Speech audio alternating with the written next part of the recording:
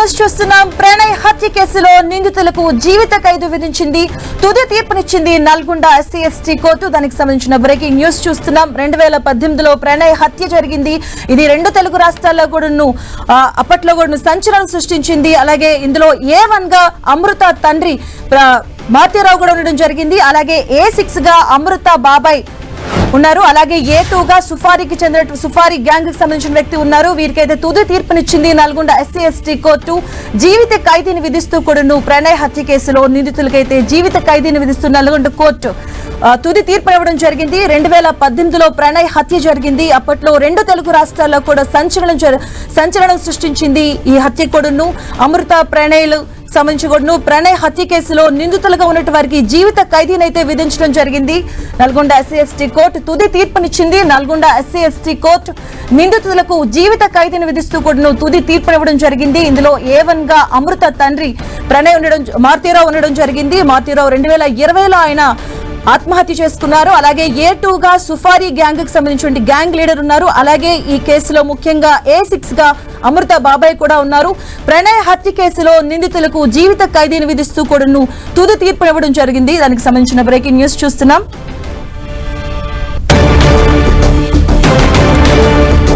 ఇదే అంశానికి సంబంధించిన పూర్తి అప్డేట్స్ మా కరెస్పాండెంట్ చంద్రశేఖర్ అందిస్తారు. చంద్రశేఖర్,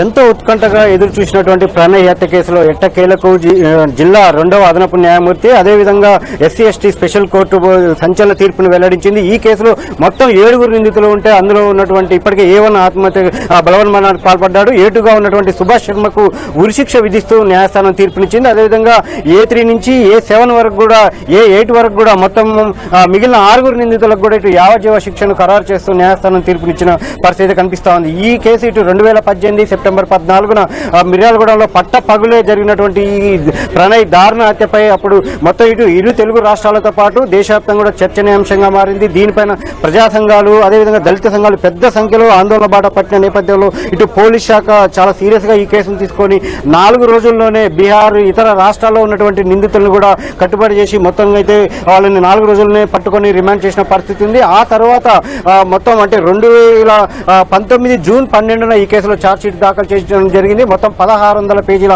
ఛార్జ్షీట్ దాఖలు చేయడం జరిగింది. అయితే హత్య కేసును నిరూపించడంతో పాటు ఈ మొత్తం నిందితుల మధ్యలో ఉన్నటువంటి లింకుని ఎస్టాబ్లిష్ చేయడంలో అదేవిధంగా వీళ్ళందరూ కుట్రకోణాన్ని కూడా ఎస్టాబ్లిష్ చేయడంలో ప్రాసిక్యూషన్ చాలా పకడ్బందీగా వ్యవహరించిందని చెప్పవచ్చు. అది మొదటి నుంచి కూడా ఇటు నిందితులు అడుగడుగున ప్రాసిక్యూషన్ అడ్డుకునే ప్రయత్నం అయితే కొనసాగింది. అయినప్పటికీ కూడా ప్రాసిక్యూషన్ అన్ని అడ్డంకులను ఎదుర్కొని ఈ కేసును నిరూపించడంలో సక్సెస్ అయిందని చెప్పవచ్చు. మనతో కొంతమంది న్యాయవాదులు లోపల నుంచి వస్తున్నారు. చెప్పండి, కేసు తీర్పు ఎలా ఇచ్చింది, ఎలా చూడాలి కేసుని? ఈ రోజు ఇచ్చిన తీర్పు నిన్ననే మార్చి 5 అంతర్జాతీయ మహిళా దినోత్సవం జరిగింది. మరి ఒక మహిళ మరి ప్రణయ్ హత్యలో ఎవరైతే భార్య ఉన్నదో ఆ భార్యకి ఈ రోజు చాలా సంతోషకరమైన వార్తగా మనం చూడొచ్చు. మరి ఎందుకనంటే అందులో ఉన్న A1 to A8 accused 8 members ఉన్నారు. మొత్తము ఒకరు మారుతీరావు గారు 2020లో చనిపోయాడు.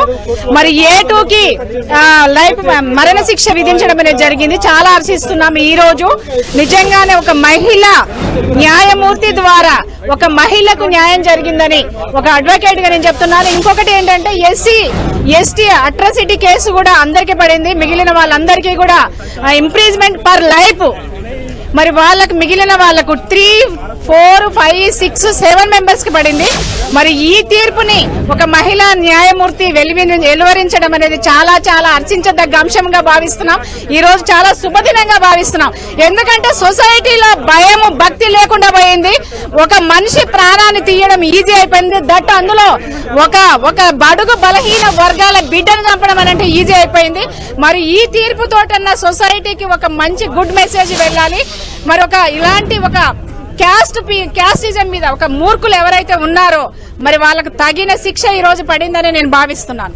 అంటే ఏదైతే తీర్పు వెల్లడించే ముందు నిందితుల తరపు కూడా వర్షన్ వింటారు కదా, ఏమని చెప్పారు న్యాయమూర్తి? అక్కడ జరిగిన పరిణామాలు ఎలా?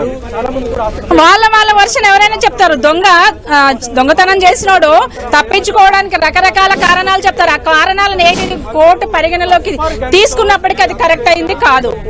దాంతో పాటు మరికొంతమంది న్యాయవాదులు ఉన్నారు. చెప్పండి, ఈ రోజు తీర్పు ఎలా చూడాలి? ఈ తీర్పు సంబంధించి జరిగిన పరిణామాలు ఎలా? ఈ హత్య మొత్తం దేశాన్ని ఒక రోజు ఉలికిపడేటట్టుగా చేసింది ప్రణయ్ హత్య. భారతదేశంలో ఉన్న నిచ్చెనమెట్ల కుల సమాజంలో కుల నిర్మూలన కొరకు బాబాయ్ అంబేద్కర్ ఇచ్చినటువంటి పిలుపుని లెక్క చేయకుండా ఈ నిచ్చెనమెట్ల వ్యవస్థలో అగ్రకుల అహంకారంతో, ఒక కుల అహంకారంతో జరిగినటువంటి హత్య ప్రణయ్ హత్య. ప్రేమ వివాహాన్ని అడ్డం పెట్టుకొని జరిగినటువంటి హత్య. కానీ ఇలా ఈ తీర్పు కుల అహంకార చర్యలకు ఒక హెచ్చరిక లాంటిది. ఇది భవిష్యత్తులో మళ్ళీ ఇలాంటి కులంకార హత్యలు జరగకుండా ఉండడానికి ఒక హెచ్చరికగా పనిచేస్తుందని మేము భావిస్తాం.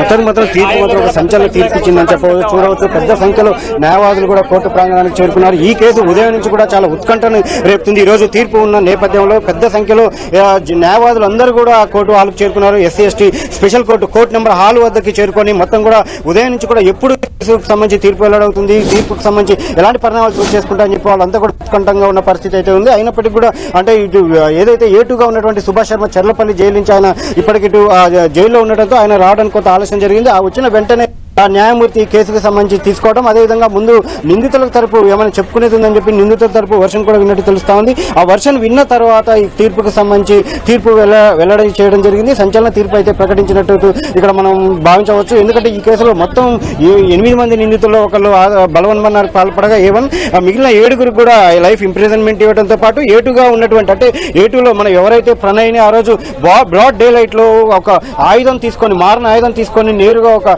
2 వేట్లకే అది అక్కడ ఒక మనిషిని అంత క్రూరంగా చంపిన విజువల్స్ కూడా అంటే నేరుగా న్యాయమూర్తి కూడా ఆ విజువల్స్ చూడటం జరిగింది. చూసిన తర్వాతే అతనికి ఉరిశిక్ష వేయాలని చెప్పి న్యాయమూర్తి నిర్ణయించుకున్నట్టయితే మనం భావించవచ్చు. అయితే ఈ కేసు మొత్తం 7గురు నిందితుల్లో ప్రధానంగా చాలా వరకు కూడా మొదటి నుంచి కూడా మొత్తం 7గురు నిందితుల తరఫున 7గురు డిఫెన్స్ న్యాయవాదులు వాదించారు. అదేవిధంగా ప్రాసిక్యూషన్ తరఫున ఒక న్యాయవాది మాత్రమే ఉండి మొత్తం ఈ కేసును అయితే మొదటి నుంచి పోలీస్ శాఖ అదేవిధంగా ప్రాసిక్యూషన్ చాలా కీలకంగా వ్యవహరించి ఒక ప్రెస్టేజ్ గా తీసుకుని ఈ కేసును ముందుకు సాగించడంలో కృషి చేసిందని అయితే చెప్పవచ్చు.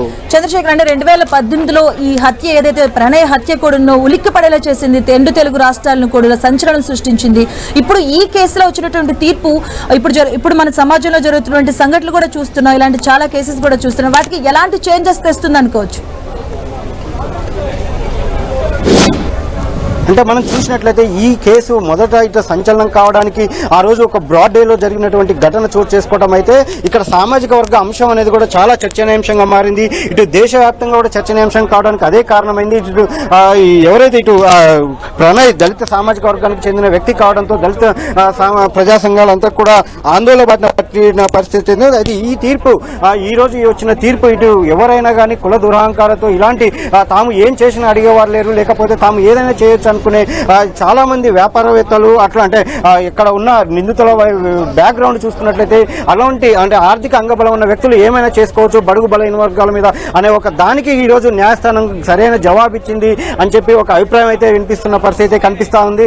ఓవరాల్ గా మాత్రం ఈ కేసు తీర్పు ఇటు ఇప్పటి వరకు అంటే గతంలో ఈ ఘటన జరిగినప్పటి నుంచి కూడా జిల్లా వ్యాప్తంగా కావచ్చు రాష్ట్ర వ్యాప్తంగా కావచ్చు వ్యక్తమవుతున్నటువంటి అభిప్రాయానికి అనుకూలంగానే ఈ రోజు కోర్టు తీర్పు వచ్చిందన్న అభిప్రాయం ఇక్కడ ప్రజా సంఘాలు నేతలు కావచ్చు అదేవిధంగా న్యాయవాదులు కూడా అభిప్రాయపడుతున్న పరిస్థితి ఇక్కడ కనిపిస్తా ఉంది. చంద్రశేఖర్, ఇప్పుడు ప్రణయ్ తల్లిదండ్రులు ఏం చెప్తున్నారు? ఎందుకంటే అప్పటి నుంచి కూడా వాళ్ళు పోరాడుతూనే ఉన్నారు. ఎన్ని అడ్డంకులు వచ్చినా కూడా వాళ్ళకి ఎటువంటి బెదిరింపులు వచ్చినా కూడా ఈ కేసుపై తన కొడుకు జరిగిన అన్యాయం కోసం పోరాడుతూనే ఉన్నారు. సో ఫైనల్ గా ఈ రోజు తుది తీర్పును వెలువరించింది. దీనిపై వారు ఏమంటున్నారు, వారి ఎలాంటి మూడ్ లో ఉన్నారు? ఎందుకంటే అమృత కూడా అప్పటి నుంచి కూడా వారితో పాటే ఉంటుంది. ఇప్పుడు వాళ్ళకి బాబు కూడా ఉన్నాడు. సో ఎలా ఉంది వాళ్ళ ఒపీనియన్స్, ఎలా ఉన్నాయి దీనిపైన? అంటే ఈ కేసు నిజంగా చాలా సుదీర్ఘకాలం సాగిందని చెప్పవచ్చు. వీళ్ళ పోరాటం అమృత కావచ్చు, ప్రణయ్ కుటుంబ సభ్యులు కావచ్చు, అదేవిధంగా ప్రాసిక్యూషన్ కావచ్చు, వీళ్ళంతా కూడా అడుగడుగున చాలా సుదీర్ఘమైన ఒక ప్రయత్నం అయితే పోరాటం చేశారని చెప్పవచ్చు. 5 సంవత్సరాల 9 నెలల పాటు ఈ పోరాటం కొనసాగిందని చెప్పవచ్చు. అదేవిధంగా ప్రాసిక్యూషన్ ని అడుగడుగున అడ్డుకోవడం కాబట్టి అవాంతరాలు ఎదిరించే ప్రయత్నం చేసిన పరిస్థితి ఉంది. అయినప్పటికీ కూడా వాటన్నిటిని కూడా అడ్డుకొని ఈరోజు నిలబడి కేసుని నిరూపించడంలో ప్రాసిక్యూషన్ పోలీస్ శాఖ అదేవిధంగా ఈ ప్రణయ్ కుటుంబ సభ్యుల అయితే సక్సెస్ అయిందని చెప్పవచ్చు. అయితే ఈ కేసుకు సంబంధించి మొత్తం ఇప్పటికీ చూసినట్లయితే ప్రణయ్ కుటుంబ సభ్యులు అదేవిధంగా అమృత కావచ్చు మొదటి నుంచి కూడా చాలా కఠినమైన శిక్ష పడాలి, ఉరి శిక్ష పడాలని చెప్పి వాళ్ళు డిమాండ్ చేస్తున్న పరిస్థితి. ఈ రోజు వచ్చిన తీర్పు కూడా ఆ విధంగానే ఉంటుందన్న అభిప్రాయాన్ని వాళ్ళు వెలిపించే అవకాశం ఉంది. అయితే వాళ్ళు కోర్టు వద్దకు అయితే చేరుకోలేదు, ఇంట్లో వద్దనే ఉన్నారు. ఇటు ప్రస్తుతం కేసులో ఉన్నటువంటి సెన్సిటివిటీ నేపథ్యంలో కొంత అంటే సెన్సిటివిటీ నేపథ్యంలో వాళ్ళందరినీ కూడా కొంత ఇటు నిందితుల వైపు నుంచి ఆర్థిక అంగబలం ఉన్న నేపథ్యంలో, థ్రెట్ ఉన్న నేపథ్యంలో ఇటు బాధితుల కుటుంబానికి వాళ్ళందరినీ కూడా నివాసం మధ్య ఉంచి వాళ్ళకి ప్రొటెక్షన్ కల్పించడం జరిగింది.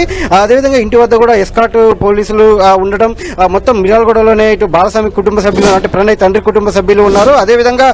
అదేవిధంగా ఇటు అమృతకు సంబంధించి అమృత అక్కడ హైదరాబాద్ లోనే తన ఇంట్లోనే ఉన్నట్టు తెలుస్తా ఉంది. ఓవరాల్ గా మాత్రం మరికొద్ది సేపట్లోనే దీనిపైన వాళ్ళు స్పందించే అవకాశం అయితే కనిపిస్తా ఉంది. సో చంద్రశేఖర్ 5 సంవత్సరాలుగా క్రూషియల్ గా నడుస్తూ ఉంది ఈ కేసులో. ఫైనల్ గా తీర్పు రావడం జరిగింది. ఎలాంటి ఆధారాలను వాళ్ళు ప్రవేశపెట్టడం జరిగింది న్యాయవాదులు? ఈ కేసు మొదటి నుంచి కూడా మొత్తం 2018 సెప్టెంబర్ 14న ఈ కేసు ఘటన చోటు చేసుకుంది. అప్పటి నుంచి కూడా మొత్తం 5 సంవత్సరాల 9 నెలల పాటు ఈ కేసు విచారణ కొనసాగిందని చెప్పవచ్చు. మొత్తం అంటే 2019 జూన్ 12న 1600 పేజీల ఛార్జ్షీట్ ఇటు పోలీస్ శాఖ దాఖలు చేసింది. మొత్తం ఈ కేసులో ఎవరెవరు నిందితులు ఎంతమంది నిందితులు ఉన్నారు, వీళ్ళు నిందితుల మధ్యలో ఉన్నటువంటి లింక్ ఏంటి, అంటే ఎవరి ద్వారా ఇటు మారుతి ప్రధాన ఏవన్గా ఉన్నటువంటి మారుతిరావుకి ఎలా కనెక్ట్ అయ్యారు, అదేవిధంగా ప్రతి ఒక్కరి మధ్య ఉన్నటువంటి లింకుని ఎస్టాబ్లిష్ చేయడంలో చాలా వరకు అంటే సైంటిఫిక్ ఎవిడెన్స్, అదేవిధంగా ఇటు మొత్తం ఏదైతే దానికి సంబంధించిన డేటాకి సంబంధించి కావచ్చు, అదేవిధంగా వాళ్ళు ఎక్కడెక్కడ తిరిగిన టెక్నికల్ ఎవిడెన్స్, ఇవన్నీ కూడా మొత్తం నిరూపించడంలో ప్రాసిక్యూషన్ చాలా సక్సెస్ అయిందని చెప్పవచ్చు. అడుగడుగున ఎన్ని అవాంతరాలు ఎదురైనా కానీ వాటిని అన్నింటినీ కూడా ఒక్కొక్క మెట్టులో అంటే ఒక్కొక్క క్షణం అంటే దానికి సంబంధించిన ప్రూఫ్ చేసుకుంటూ ప్రతి అంశానికి సంబంధించిన ప్రూఫ్ని పకడ్బందీగా చేసుకుంటూ ఈ కేసు విచారణని చేపట్టడం జరిగింది. అయితే ఈ కేసులో చాలా వరకు కూడా అంటే చాలా అంశాలలో ఇక్కడ ఏదైతే కొన్ని సెక్షన్లు పెట్టారో ఈ కేసులో పెట్టినటువంటి సెక్షన్లు క్రాస్ చేయాలని చెప్పి కూడా వాటిని రద్దు చేయాలని చెప్పి కూడా నిందితుల తరఫున చాలా సార్లు హైకోర్టును కూడా ఆశ్రయించారు. హైకోర్టుని ఆశ్రయించిన సందర్భంలో కూడా ఇది చాలా సార్లు జాప్యం జరుగుతూ వచ్చింది. ఆ తర్వాత కూడా ఈ కేసులో ఇప్పటికే అంటే 4 న్యాయమూర్తులు కూడా మారిన పరిస్థితి ఉంది. ఇప్పుడున్న ప్రస్తుత న్యాయమూర్తి రోజారామని వచ్చిన తర్వాత ఈ కేసు కొంత వేగవంతమైందని చెప్పవచ్చు. అంతకుముందు చాలా సార్లు పూర్తిస్థాయి న్యాయమూర్తి కూడా లేకపోవడం కొంత కేసుకి ఆటంకంగా అంటే విచారణ జాప్యం జరగడానికి కొంత ఆలస్యం జరగడానికి జాప్యం ఏర్పడడానికి అయితే కారణమైందని చెప్పవచ్చు. ఏదైనా కానీ చాలా అంశాలు కేవలం ఒక కేసుని హత్య కేసుగా అంటే ఘటన జరిగినప్పుడు హత్య చేసినటువంటి వ్యక్తితో పాటు ఆ హత్యకి ఎవరైతే అనుకున్నటువంటి కుట్ర కోణాన్ని నిరూపించడం కూడా చాలా వరకు మొత్తం 110 మంది సాక్షుల్ని గుర్తించి అందులో 78 మందిని ప్రాసిక్యూషన్ న్యాయస్థానంలో హాజరుపరిచినట్టు తెలుస్తా ఉంది. అదేవిధంగా డిఫెన్స్ తరఫున ప్రతి ఒక్కరి తరఫున ఒక్కొక్క న్యాయవాది మొత్తం 7 న్యాయవాదులు నిలబడి వాదనలు చేసినప్పుడు కూడా ప్రాసిక్యూషన్ తరఫున ఒకే న్యాయవాది దర్శన నరసింహ గతంలో ఈయన ఎంతో అనుభవం ఉంది. అదేవిధంగా SC/ST యాక్ట్ పైన ఈయనకు సమగ్రమైన అవగాహన ఉంది. గతంలో ఉమ్మడి రాష్ట్రంలో బొజ్జా తారకం SC/ST యాక్ట్ పైన చేసినటువంటి అధ్యయన బృందంలో దర్శన నరసింహ ఒక వ్యక్తిగా ఉన్నారు. అప్పటి నుంచి కూడా ఈయనకు పటిష్టమైన అంటే ఈ యాక్ట్ లో ఉన్నటువంటి క్లాసు సబ్ క్లాసు ప్రతి అంశం పైన కూడా క్షుణ్ణమైన ఒక అభిప్రాయం ఉన్నది. దానిపైన పూర్తి అవగాహన ఉన్న నేపథ్యంలోనే ఈ కేసు ఈ రోజు సక్సెస్ కావడంలో ఆయన పాత్ర కీలకంగా చెప్పుకోవచ్చు. అంటే ఈ కేసులో కొంత ఆలస్యం జరిగిన కూడాను తీర్పు ఒక సంచలన తీర్పు అనుకోవచ్చు. ఎందుకంటే ఒకరికి ఉరిశిక్ష విధించారు, అలాగే మిగిలిన వారికి జీవిత ఖైదును కూడా విధించారు.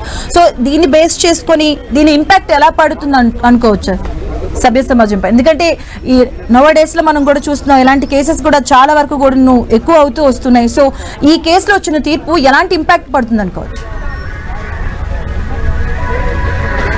ఖచ్చితంగా ఈ కేసులో ఏదైతే న్యాయస్థానం వెల్లడించిన తీర్పు ఇటు సభ్య సమాజం పైన మంచి అభిప్రాయం అయితే కనిపించే అవకాశం కల్పిస్తూ ఉంది. ఎందుకంటే ఎవరైనా కానీ సామాజిక వర్గాల నేపథ్యంలో ఇటు కేవలం ఆర్థిక అంగబలం ఉన్నంత మాత్రాన కొంత తక్కువ బడుగు బలహీన వర్గాల మీద ఇష్టం వచ్చినట్టు నేరాలకు పాల్పడటానికి కానీ లేదంటే కేవలం ఒక సామాజిక వర్గాన్ని తీసుకొని సామాజిక వర్గ కారణంతో ఒక వ్యక్తిని అత్యంత అమానవీయంగా దారుణంగా హత్య చేయాలన్న ఒక అభిప్రాయం భవిష్యత్తులో ఎవరికి కలగకూడదు. ఇలాంటి వారికి కఠిన శిక్షలు విధించాలన్న అభిప్రాయం చాలా వరకు వినిపిస్తుంది. ఈ ఘటన తర్వాత కూడా చాలా ఘటనలు చోటు చేసుకున్న నేపథ్యంలో ఖచ్చితంగా ఈ తీర్పు భవిష్యత్ ఇప్పుడున్న సమాజంలో చాలా వరకు చర్చనీయాంశమయ్యే అవకాశం ఉంది. అదేవిధంగా ఒక ఇలాంటి నేరాలకు పాల్పడాలంటే ఒక భయాందోళనకు గురయ్యేలా అంటే నిందితులు ఎవరైనా భయాందోళనకు గురయ్యేలా ఈ తీర్పు ఉందనే ఒక అభిప్రాయం అయితే వినిపిస్తా ఉంది. ఏదైనా కానీ ఈ తీర్పు ఇటు చాలా వరకు ఇటు ఇక్కడ ఉన్నటువంటి న్యాయవాదులు కావచ్చు ప్రజా సంఘాలు అయితే స్వాగతిస్తున్న పరిస్థితి ఇక్కడ ఉంది. మరికొద్ది సేపట్లోనే అమృతకు సంబంధించిన కుటుంబ సభ్యులు అదేవిధంగా ప్రణయ్ కుటుంబ సభ్యులు కూడా దీనిపైన స్పందించే అవకాశం కూడా కనిపిస్తా ఉంది.